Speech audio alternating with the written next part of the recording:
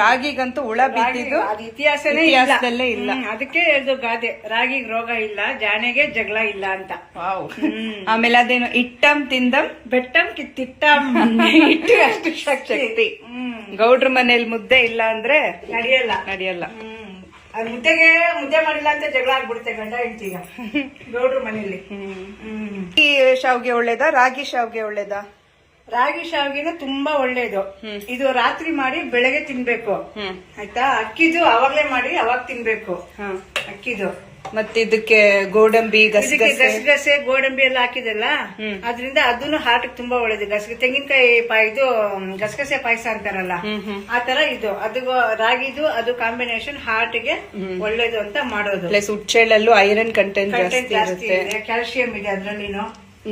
ಈ ಬೇಳೆ ಕೂಡ ನಾವು ಬೆಳಿಗ್ಗೆ ಬೇಯಿಸ್ಕೊಬೇಕು.